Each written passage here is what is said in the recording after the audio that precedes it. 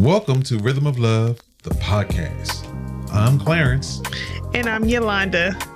We celebrated our 25th wedding anniversary by writing a book together about what it took to get us here. And in this podcast, we go deeper and break down what we learned along the way. We hope you enjoy and engage.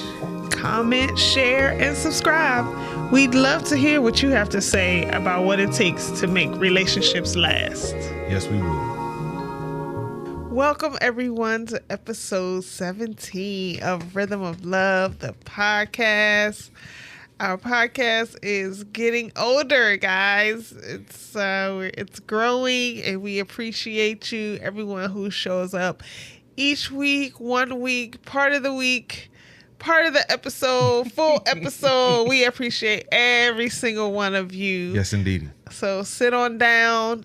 Just as a reminder of where we're coming from, I'm Yalonda. I'm Clarence. And we've been married for 28 years. And we have 2 kids. And we wrote a book for our 25th anniversary called The Rhythm of Love, 25 Things That 25 Years of Marriage Taught Us. It's a collection of brief essays written by each of us on different topics that have come up in our marriage. And we wrote it to share with others because we understand that these topics come up in other folks' marriages too.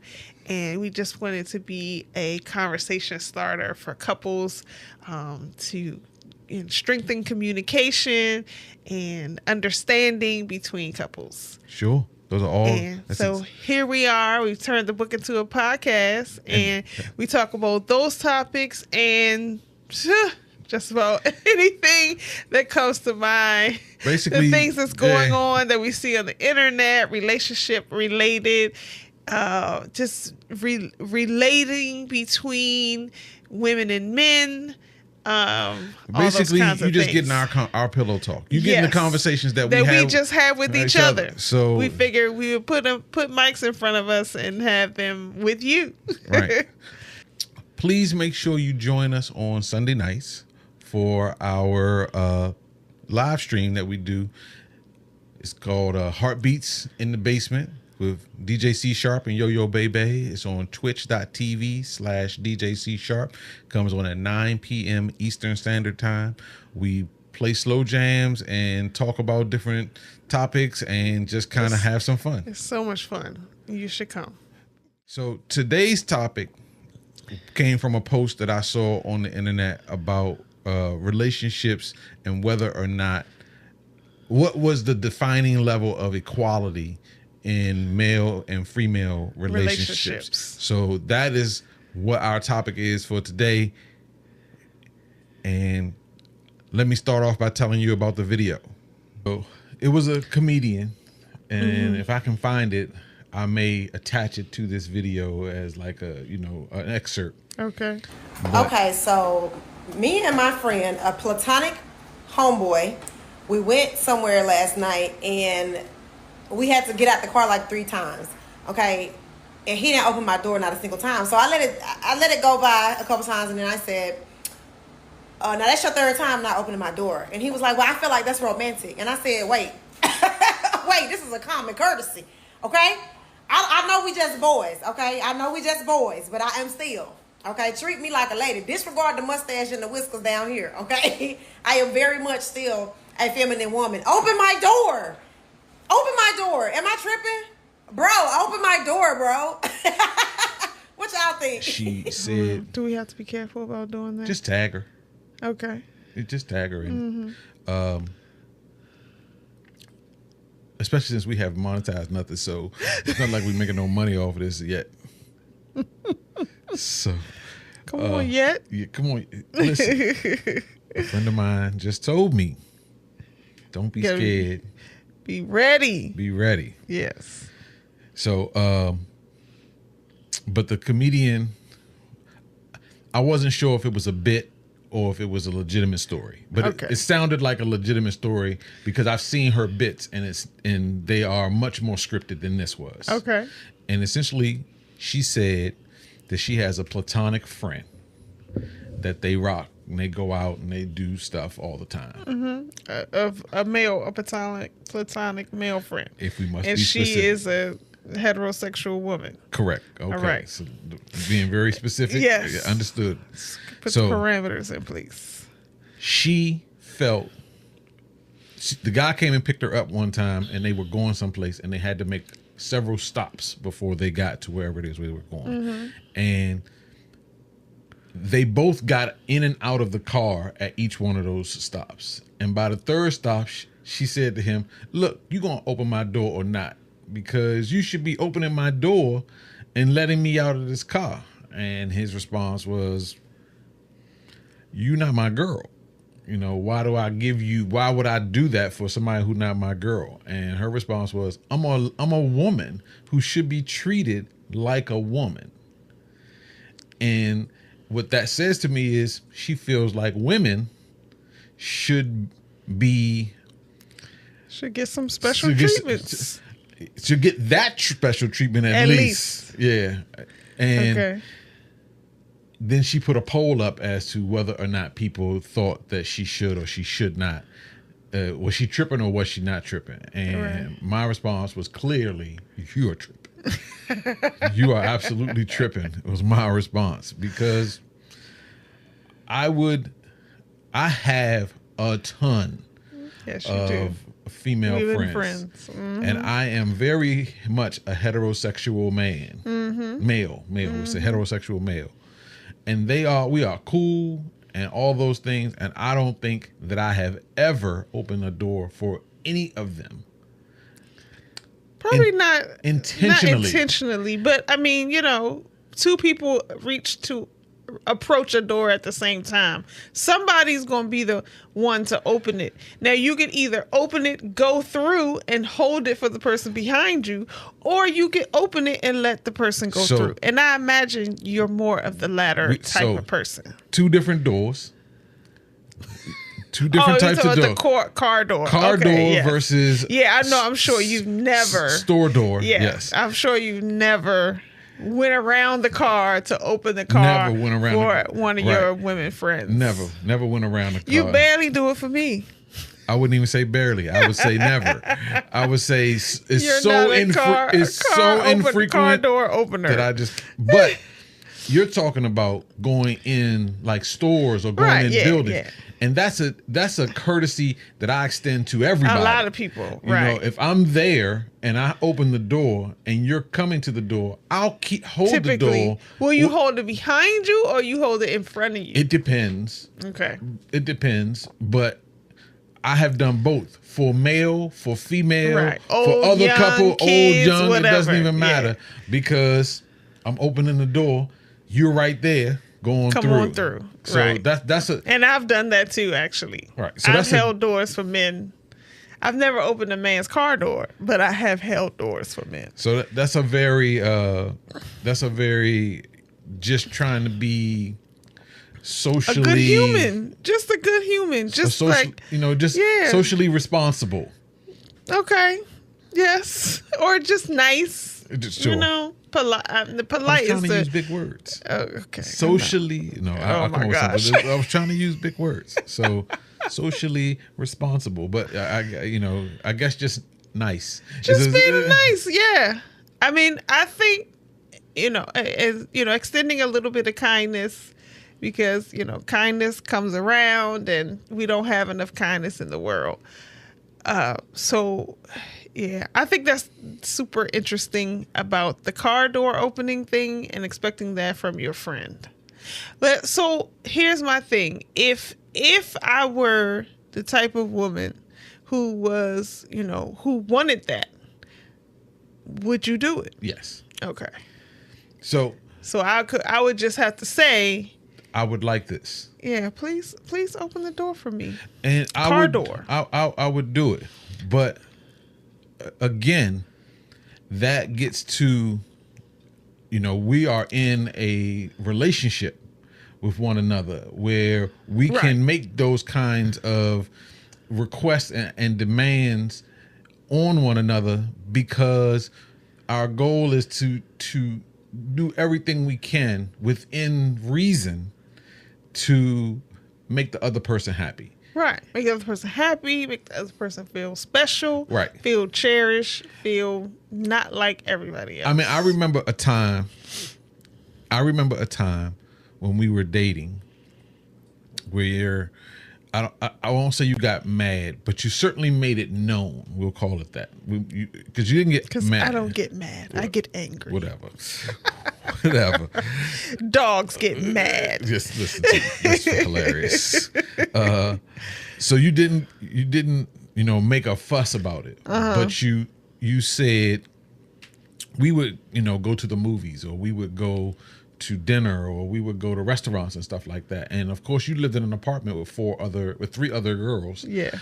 I was cool with all of them. Yeah. So I was big, or I don't know if big is the right word, but I was certainly more outgoing in that if we're doing something and it's not specifically something that only the two of us can do, that you invite other people to, see if they want to go.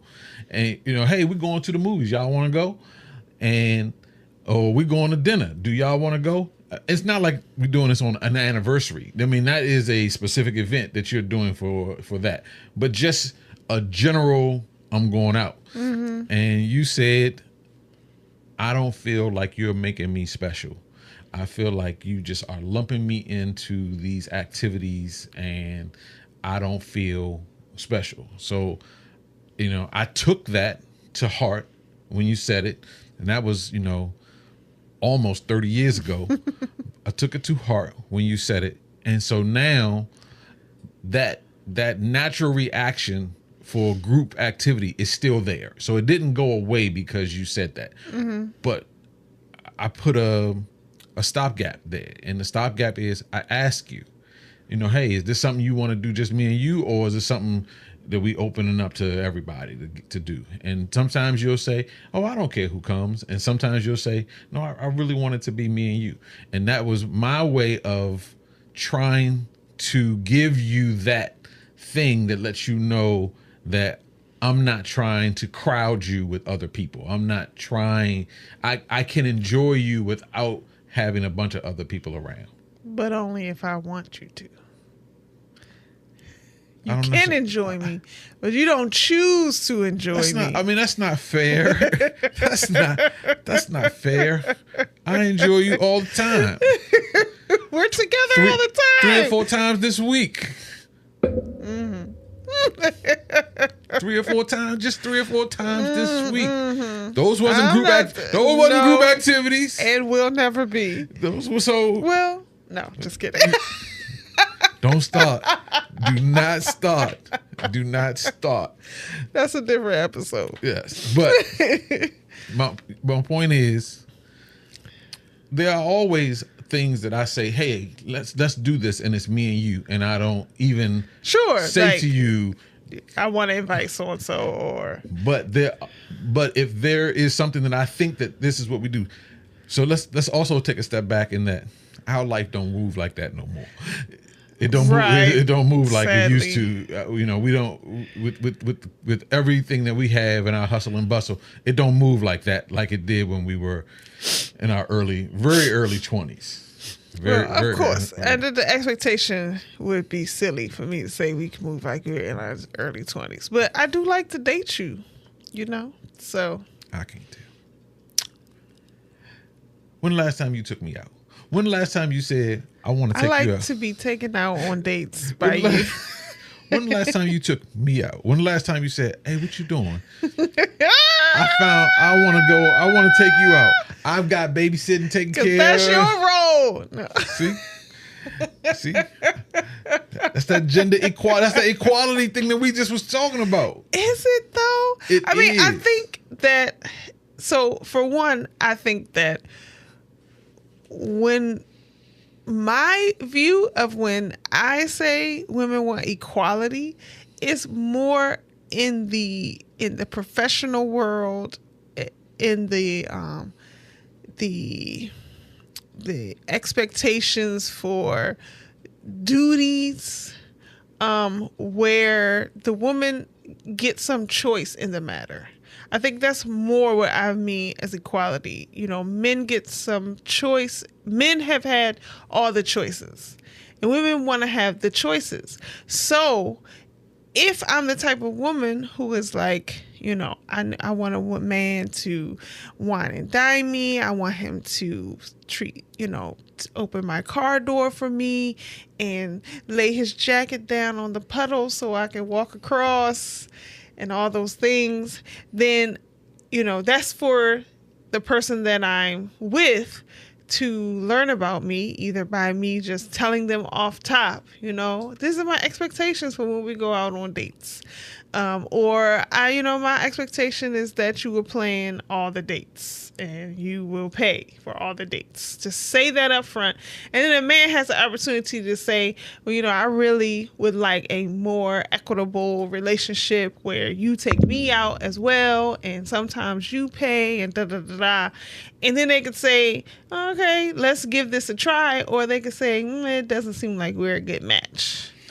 I don't know. I know that's like very esoteric and, you know, it's not like a real world, real life example, but as close as you can get to that as possible. And so instead of just saying, oh, okay, women on the whole, women want these things, I see this whole, you know, set of women discussing, you know, being loud about, we don't want a man. We don't need a man for anything. And, you know, I want to be equal, you know, whatever that means to them. You got to find out what it means to your woman. So, and the woman, either the woman you're interested in or the woman that you're with and have chosen. I get all of that. What I will say is, again, something I said at the beginning of this kind of conversation, it is selective equity. It is equal in some areas, not equal, but just I want to have the choice. Right. That's where the equal is. The equal is in the choice. The equal is in there's no assumptions made about me. We're having a discussion. I'm saying what I want and need, and you're saying what you want and need. And we aren't just defining what you should want and need based on either what other women say they want and need or what has traditionally been relegated to be the wants and needs of that woman. It's a very interesting conversation point, because as people who are so far kind of past that entry level stuff, the things that we're talking about now have the things that you and I are talking about. There's some foundation there that is kind of rock solid. It's not gonna. It's just there. You know, we're married.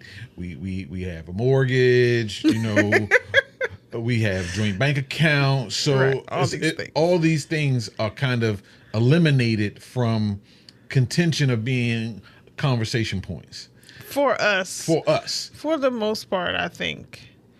I mean, you can't ever rule out the fact that people grow and change and have different experiences, sure. And, you know, it may change their point of view on one thing or the other.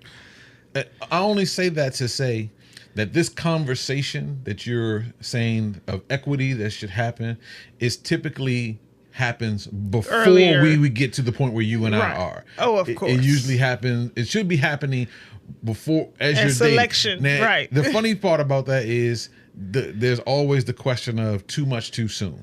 Am I telling you too much too soon when I lay out all of these expectations, right. Yeah. and running people away because, you know, I'm just saying too much too soon.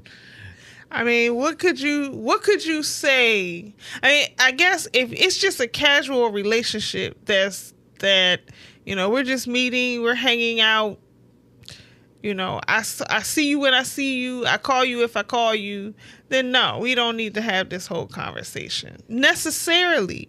But it's still going to be like, if she's like, I really want a man to, like this woman you're talking about, she supposedly said that to a friend. To a friend. So they're not even thinking about just a friend having a romantic relationship. Who looked at her crazy and was like, yeah. Yeah, woman. Don't hang out with me Don't then.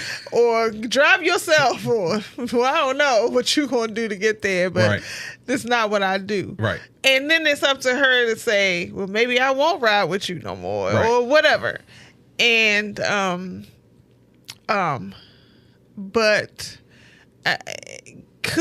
if I can turn you away or turn you off by saying, you know, what I really want from a man is, you know, I really am looking for a chivalrous man. I'm looking for a man with some old-fashioned values. Sure. If I turn you away, or turn you off by saying it at the first date or the second date, and you think that's too soon, then that's just yet another sign that maybe we're not a good match. It's up to the person to be like, oh, I wouldn't have talked about that, but I really like these other things about her, so let's have a few more dates. Yeah, I mean, that would be my answer. Right. You know, I don't, you know, that would be my answer because I appreciate knowing where I stand and knowing what's expected of me. I appreciate that. Not everybody does. Not everybody. Some people like the mystery. Some people These. That's young. Yeah, typically young people, but some people like the mystery. Some people like the let's grow into this. And I was in school. You accidentally you grow into it, but it's not like you take everything slow. Do you take because if we're just growing into it, then we also shouldn't be having sex, because sex leads to children, and apparently people these days are super fertile. So I mean, yeah, that's an entirely different conversation that we can have. I mean, it's an entirely different conversation about how much people are having unprotected sex. It's the craziest thing I've. We don't know anything about that. It was drilled in us so much. Condoms, that, you know, it was just a part of we could get free condoms. When did you see your first rubber? When did I see my first one? How old were you?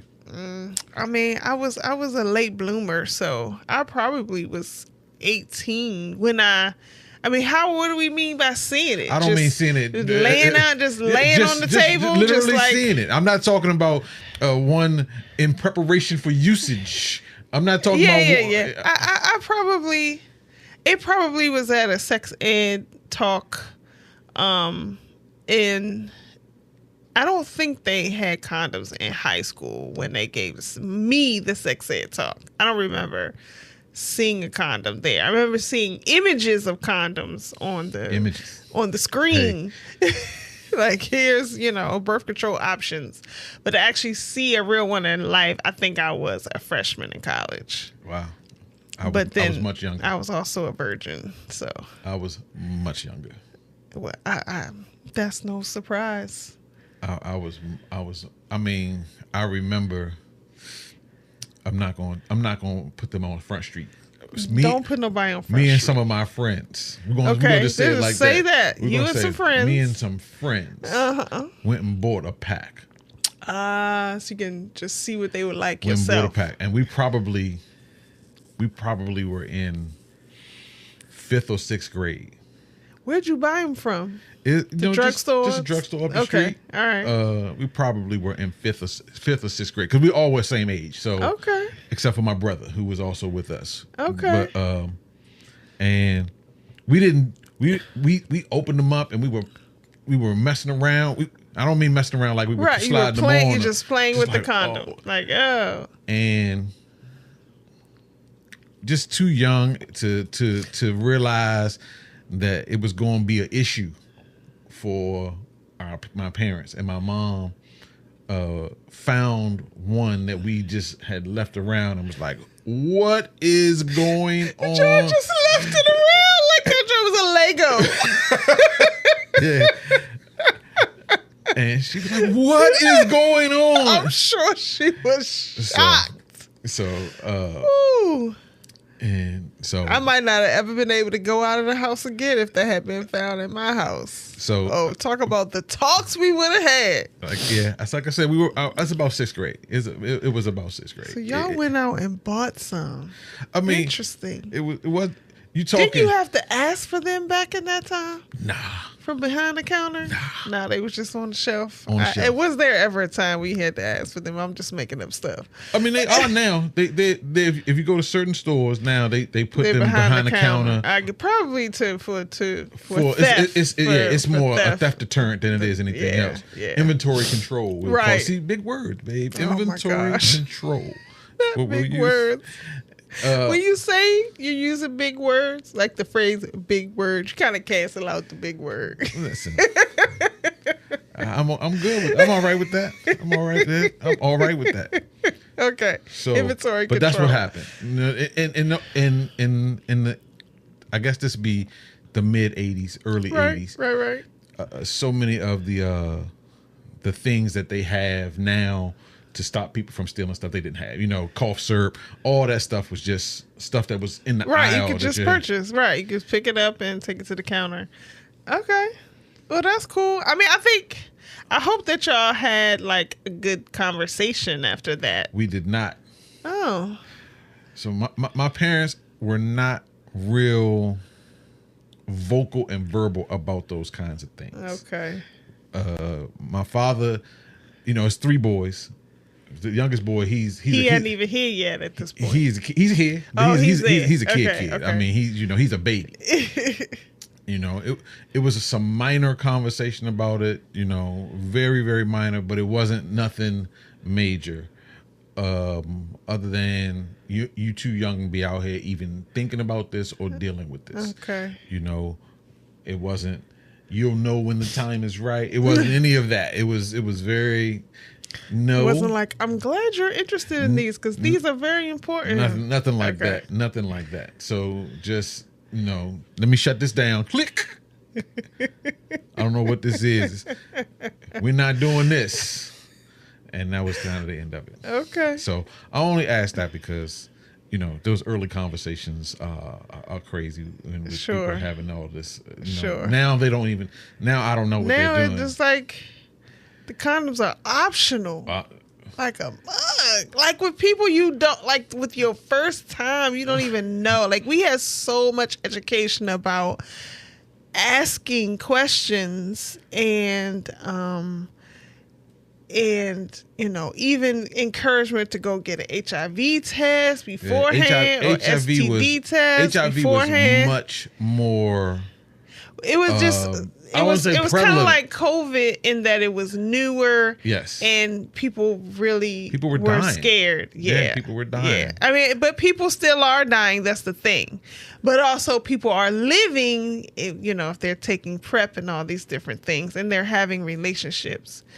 But I think, you know, yeah, we need to go back to the time. I would love to go back. I mean, I'm not going back. It doesn't well, bother me at all. I mean, we as a society, let's go back. I mean, to I had making condoms the norm. So we can have this conversation. I had conversation with Nathan. Oh yeah, I had real conversation with Nathan about this, and I took him to buy. I won't say his first set of condoms because it might very well might not have been. That boy has bought some stuff. So, but I did take him to buy some to go to school with. Right. And I made him buy it because I wanted him to not feel any stigma about doing going this. in and buying them. Yeah. You go in here, you do this. Don't be shy. Don't be any of those things because I'd much rather you do this than to think you're going to be raw dogging out here. And please. The worst case scenario occurs. Yeah. So, but. All right, so back to the equality thing. So, because we got off track there, but back to the equality. So, I hear you, you know, about wanting the option. So many people talking about so what we put on women as demands about what they should do, but there are demands that are put on men also, or at least are laid out. Expected of it. For example, or desired of the big new push. It may not even be new. It may be an old push that is just reemerging itself. Is what's yours is ours. What's mine is mine. That you should cover everything that I need. You should cover every bill. We saw another video today where the woman comes to the man and says, "Can you help me pay this bill?" He's like, "You just got the one bill." I pay, and his response was, "I got everything else. For everything you got else, one bill. You got the one bill. That's your bill." Right. And she's like, I don't have "Regardless the of money this that, time. I can't I don't afford have it." the money. I need you to pay it. And he said, "You have so much more money than me. You need to be better budgeting so that you can afford your one bill." Right. So I don't begrudge him saying that. But that's real equity. That says we've agreed on something, because it's not about if we both if I got $5 and you got $2, we don't have the same. But if I say, okay, I'm going to take my money and I'm going to spend $3 on these things, and you just got to spend $1. Then you only got $1 left.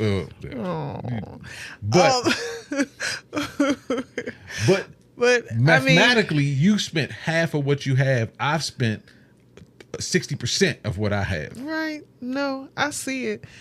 I see it.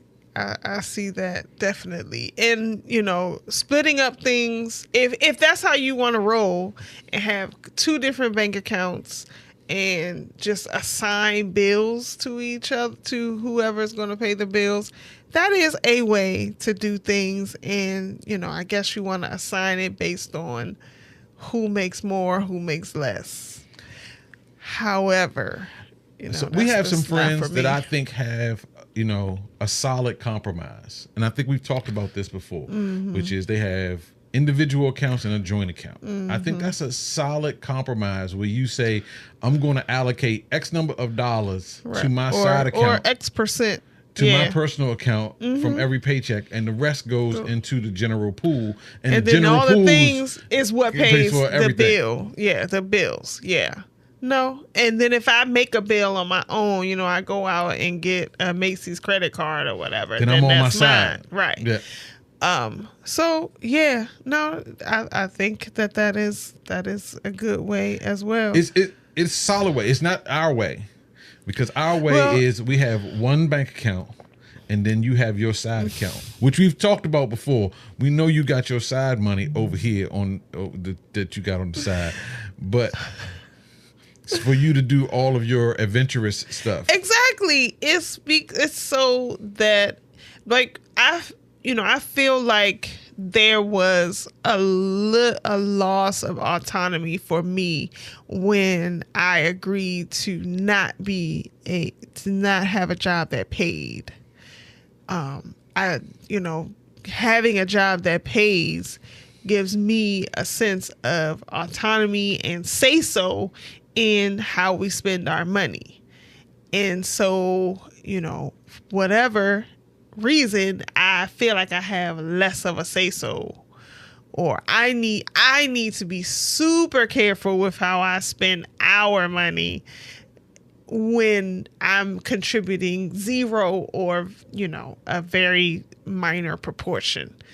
Whereas if I just put some money to the side for me, then I'm spending that the way I want to spend it, and we've already agreed that this is mine to spend the way I want to spend, one foot out or the door. Save the way I want to save. It's not one foot out the door. It's not one foot out the door, babe. Both feet are in the door. Okay, all right. So, I can understand how you feel that way, but it was never something that I felt like. I never wanted to put that or make you feel that level of additional burden.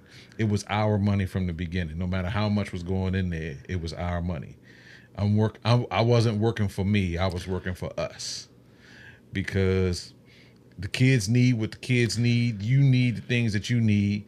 I need the things that I need. And I would typically just try to say, hey, if I'm going to spend $500 on something, I would talk to you first. And usually the question was just, how are we going to make it work?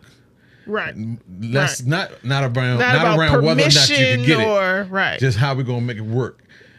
I mean, and sometimes we do ask ourselves, is this the best way to spend our money? Or sometimes I will say to myself, I don't think this is the best way to I say no to myself money. all the time. Right, yeah. I don't have a PlayStation 5 or whatever, 4 or whatever. I don't have the latest PlayStation. Right. And et cetera, et cetera. The list goes on and on of the things that we say no to. I say no to myself all the about. time. But it's not that it's, but at the same time, I could go and get it. If I really wanted it, I could go and get it. But getting back to your point, I'm not sure it's the best use of my money. Just being a good steward, being responsible. I'm not playing video games like that anymore. No. So, and they made it so expensive to do what I like to do, which was I would buy Madden and then I get to play against other people. But they changed the structure of the pay structure of it. Now you used to be able to just buy Madden, log into the network and play against other people. Now you have to pay to be on the network. Everything is a subscription. Everything now. They're just looking for ways to get your money out of you. Yeah, I don't know how much it costs. I mean, 12 years ago, it was $25, $30 a year. Well, we know it's more than that now. We know it's more than that. We know. You know who we can ask? Nathan. He wants it? He on it. Oh, he's on it? He's paying that money? You used the perfect set of words. He is paying that money. Now, he doesn't have a PlayStation 5 either. Is it 5? Or is it 4? I know you're not looking at me then. It is 5. It's a PS5. PS5. It is a PS5. He has a PS4. And he took it to school last year. Right. It's downstairs right now. Right. He didn't even take it back. Yeah. I think he brought it back even before the year was up and didn't take it back with him. So anyway, we're not a gaming family like that. Not like that. So, but in terms of equality. And so because the other place where this comes up, we talked about it where it comes up in how you treat people. We talked about it how it comes up in finances. The last place that it comes up a lot online is in physical altercations. Right. Physical altercations. That's your pet peeve. It's a pet peeve of mine. And my pet peeve is not that I think that there should be equity in that situation. I think that in most cases, not all, I've seen some dudes get dealt with. In most cases, the man is going to be the stronger and able to overtake the woman. But what I say is, if you know that, why are you the one doing the initiating? Now, anytime a man hits a woman first, he is 100% wrong from the beginning. But if she punch you in the face and you trying to stop her, and then they want you or you trying to walk away, and she's like, "Oh, you punk! Don't walk away from me!" and tries to put her hands on you again. The world wants you to show restraint and not do it, not respond. And what I say is, I would want you to show restraint too. But there's a limit to my restraint. Now, sure. And there's a limit to anyone's restraint. And sure. So I think that is, and then I watched one video the other day and I thought it was wrong because the guy kept saying, I don't want to do this, leave me alone. And he's trying to walk away. She's hitting him. She's pushing him. She's doing all kind of stuff to him. And he's just like, stop, stop. And then eventually he pushes her back. And then a bunch of dudes jump on him. And I think that's wrong. Why didn't y'all jump on her to stop her from hitting him? Why didn't y'all intervene then? Why wait until he responds to... Almost like they're just trying to see how far that he'll let her go. Right. The general agreement that I have is stop touching people. That's the first thing. Just don't hit anybody. Stop touching people. Don't hit, punch, poke, pinch. Just keep your hands to Keep your yourself. hands to yourself. Everything we needed to learn, we learned in kindergarten. Keep your hands to yourself. Right. Period. So, I don't know what you think about that. I mean, I could imagine, but I'll let you. No, I mean that particular scenario where they all jump him to start beating him, or they just pull him away. So of course I've seen tons of these videos, tons of different videos. But once you watch one, they keep coming up in your algorithm. Yes. Stuck. I've seen ones where they actually fight him. And I've seen ones where they just pull him away. And I had no problem. I can appreciate the pulling away. Pulling away, I got no problem. But the ones where you fight him for his response to what she's done, you know, I think that that's just wrong. gives her permission to keep doing it. It encourages her to say that what I did was okay. Now, and it's not okay. If it's the other way and he is being belligerent to her, right?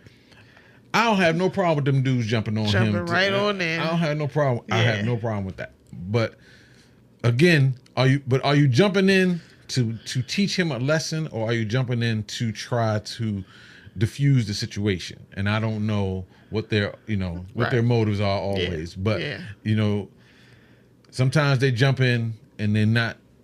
I think if I wouldn't mind them teaching him a lesson if he's really just initiating aggression towards a woman, period. If I'm out in the street and some guy is being aggressive towards me, I would hope somebody is going to step in. And, you know, I'm certainly not an advocate of violence. So I probably would feel some type of way. I'm imagining. I mean, you said to watch a person get beat up. Been in a fight. No. I've been rough handled, but actually, like blow for blow, exchanging blows. No, never. I don't even know how you made it out of the 70s. You made it out of the 70s. I'm a nice kid. I'm a funny kid. I got smile easily. You made it out of the 70s with no fight. I only even almost got into a fight when I'm saying I almost got into a fight is taking it too far. Because there were these two girls. I don't know what these can do. I need to go to a gym and start. I do a little kickboxing as part of our workouts. So hopefully I got a little something behind it. But so there were these two girls. So it was two girls in middle school. Because I transferred from one middle school to another middle school after the first grading marking period or whatever. So I was coming to a new school. It was a little more ghetto than the school I was leaving. If anybody knows anything about the DMV, I was coming from Fairfax County Public Schools, going to Prince George's County Public Schools. And so it was already a culture shock. It's like, oh my God. And I was supposedly in the talented and gifted classroom. And these, to me, were just a bunch of knuckleheads. I was like, are you serious? Like, where's the smart people? And, you know, they had no interest in getting good grades or anything. Anyway. We did.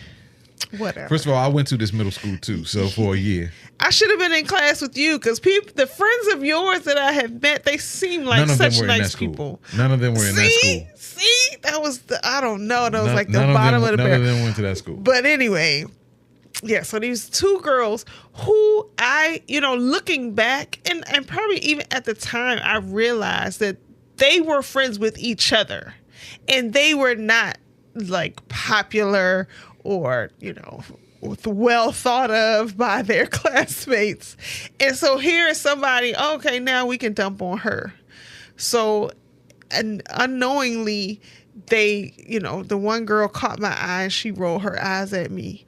And I just thought it was like, okay, we rolling eyes at each other. So I rolled my eyes back because her eye roll was so extreme. I thought she was trying to be funny. Mm-hmm. So I was like, well, I could be funny too, and roll my eyes back. And she took that as, okay, now we enemies. And so the two of them the two of them would pick at me and tease me.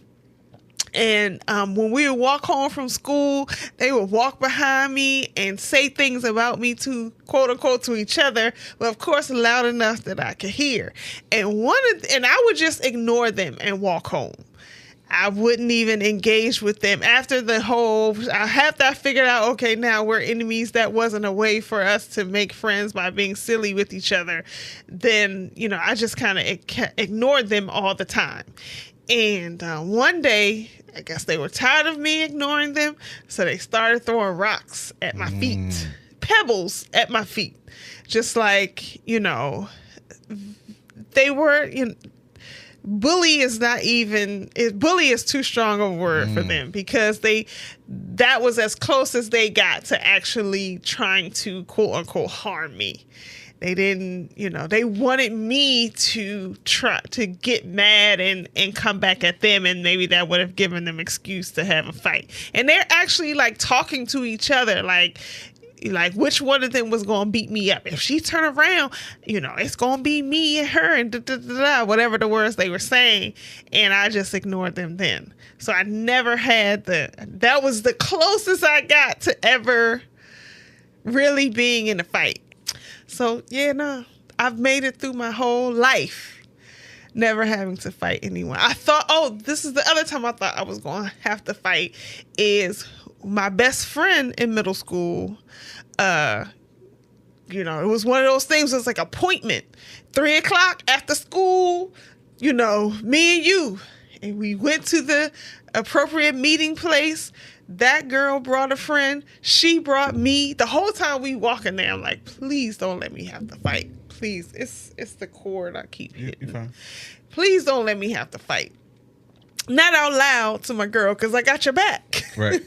But, it's kind of like the rule was don't step in. And I was taking my cues from her friend, the enemy's friend. Okay. So if that friend had jumped in, I was going to have to jump in too. But she just kind of got beat up, and then we went home. Well, hey, listen. And she wasn't mad at me for not jumping in. I was like, because it was a super short fight. The girl kicked her in the crotch, and don't nobody want to fight after that, I guess. She was like, all right, then you got it.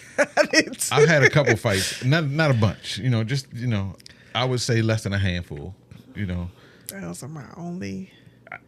And I can honestly say I should have had more.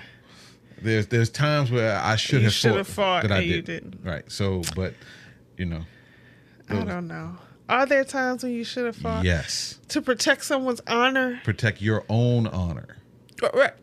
Someone as in either you or someone else. Yeah. Okay. So, but, you live and you learn. It didn't harm you, though, to have not fought, right? I can't say. You can't say? I can't say. Then probably not. Good enough. You've made it through life, and there was not like, because you didn't fight, these things happen. You can't point to anything specifically that happened to you because you didn't fight. I had to think about it. I don't think so, but yeah. I'd have to think about it, but. Yeah, I guess one girl could have been mad at me because I didn't jump in when she was getting beat up. But then it would have been a whole thing. I don't know. So let's finish this up. Equity. Yes, we want equality. So we've already gone too far. We're gone too far. So that's fine. So again, we're talking about equality and just trying to navigate the space where everybody gets treated equally, but also gets the special treatment in the areas that they desire. Everybody. Right. Because I think that men and women. Men want to be treated special. They don't want you to treat them the same way you treat every guy or all your guy friends. We all want that. We all want that. We all want that. So, and you laid out some very clear ways where you can communicate those things to one another. So I guess the real take home point is allowing yourself to have these conversations and allowing yourself to be true to what your expectations are. Right. And that can be said of a lot of areas in life. I think we're tossing away just acting based on expectation and assumption, and more acting on the specific person's wants and needs that you're dealing with. Yeah, I mean, and in general, if you're a nice guy who likes to open doors for women, I would hate it if some woman dogs you out because you're opening doors for her. I would hate that for you. I mean, so I'll tell you this story. I've never met a woman who I thought was that way until I met one. Okay. But I'm not 100% sure what you did that offended her. Well, I know exactly what I did. Okay. I didn't expect it to be offensive at all. Okay, right. But I have grown to learn that it was. So I was in class, and the teacher was a woman. This was college. I probably was a junior or senior by this point, and men are typically much more aware of their spatial surroundings and the things that are going on around them than women can be. And I know it's a generalization, but I find it to be true for the most part in my experience. Yeah. And the teacher was standing in a place where she knew people had to go through, but she was just doing what she was doing for whatever. I need to get by. So I put my hand on her back to keep some space between us so that I wouldn't touch her, brush my body against her. And it might not have been one hand, it might have been two hands. And moved around her. And she didn't say anything at that moment, but she asked me to stay after class, which I thought was interesting. I was like, in my mind, nothing had happened that would require me to have a conversation. And basically she said, "Don't you ever move me again. Don't you ever put your hands on me and move me again." And I asked her, "What are you even talking about? I have no idea what you're even talking about." And then she described more, and I remembered the scenario, and I was like, "Oh, okay, I won't touch you ever again." And I never did, and we never had no more problems. But she struck me as the kind of woman that would say, "Don't open my door." Really? She struck me as the kind of woman who is the alpha male feminist. That's what I would call them. The alpha male feminist that thinks alpha male feminist. Okay. The alpha male feminist that, they want to be treated on the same plane as any man in all circumstances. From that scenario, you got that impression, or from other from that scenario and from her response to that scenario? So, well, I mean, when I say the scenario, I mean the whole thing. Yes. But not from other things that maybe she said during the course of the class. She failed me. She failed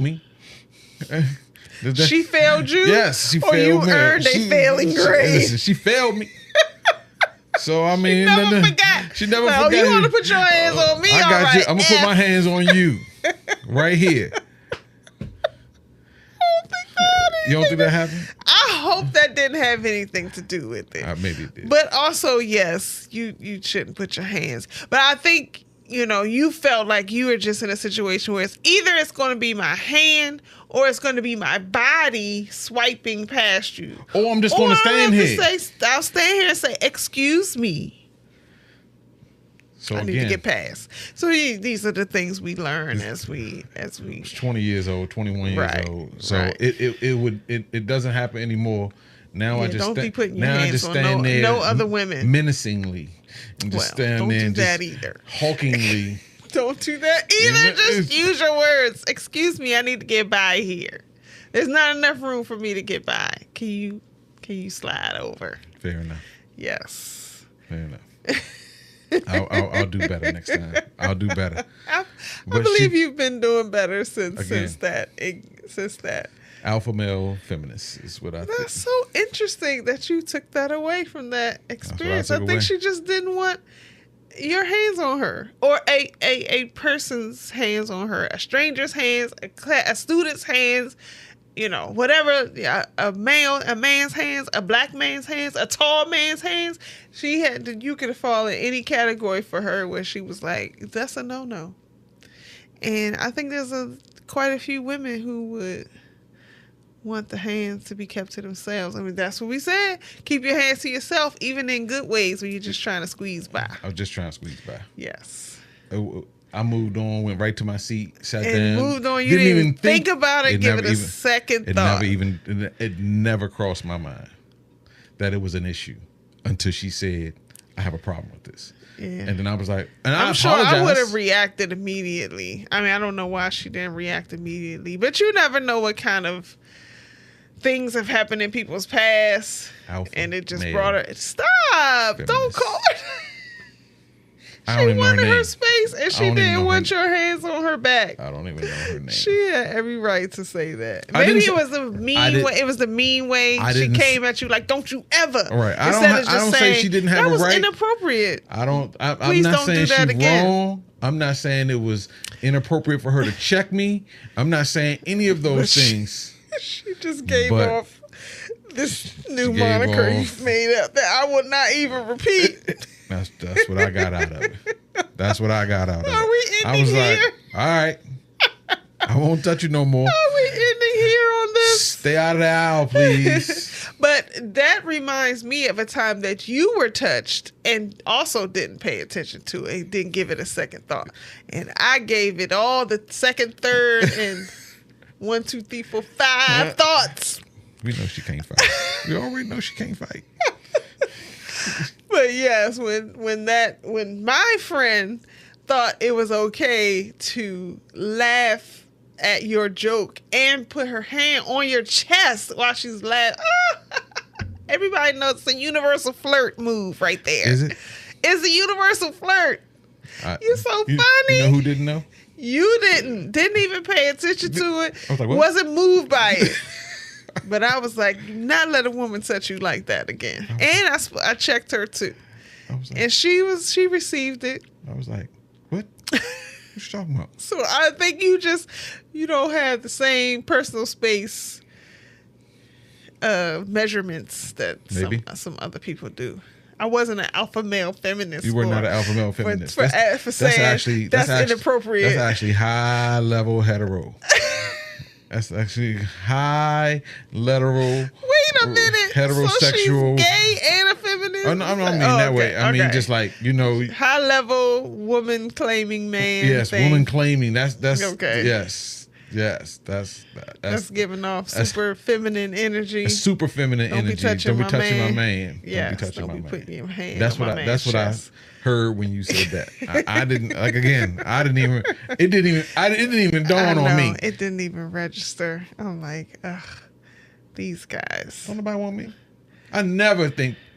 Don't nobody want me.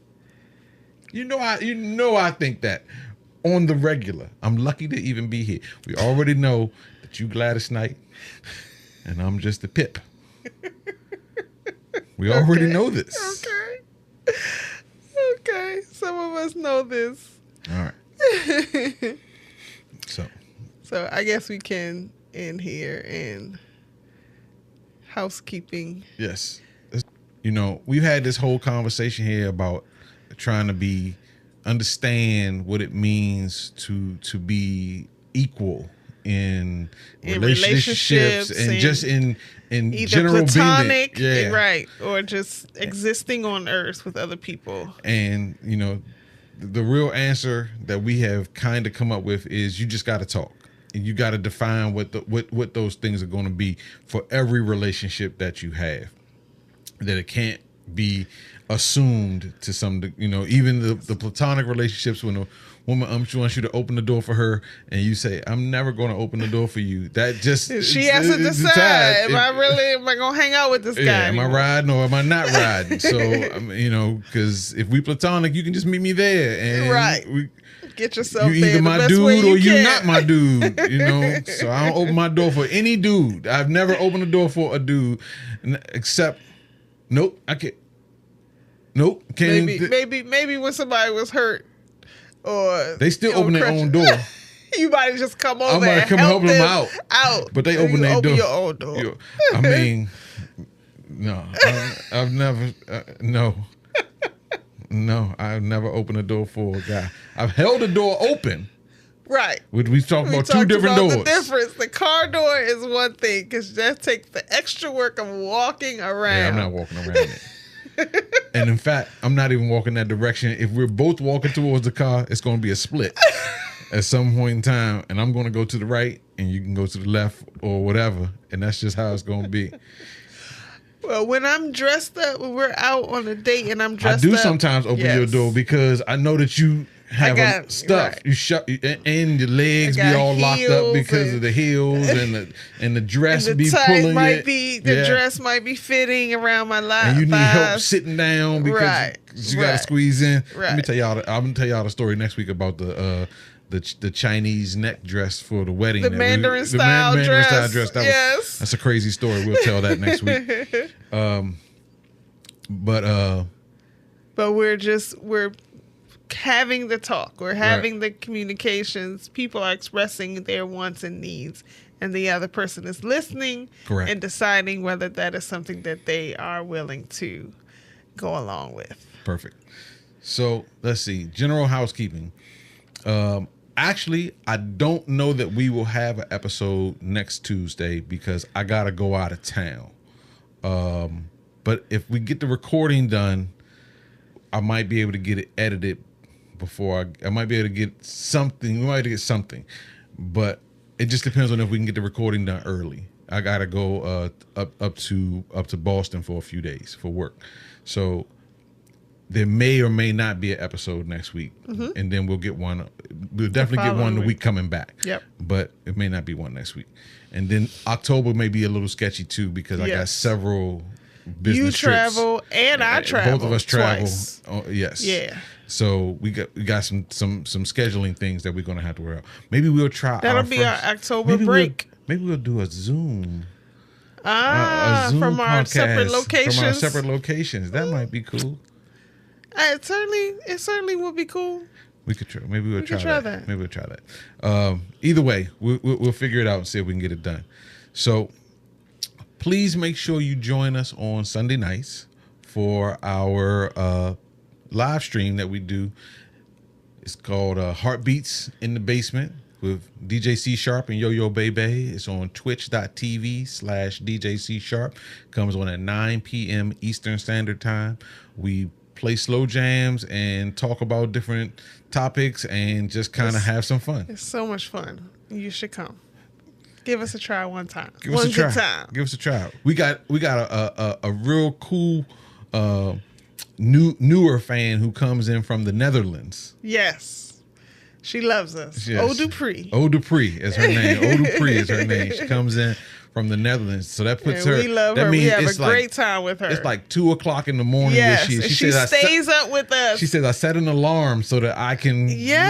So she can get up and join us. So we appreciate Eau Dupree. And then we have a slew of other regulars.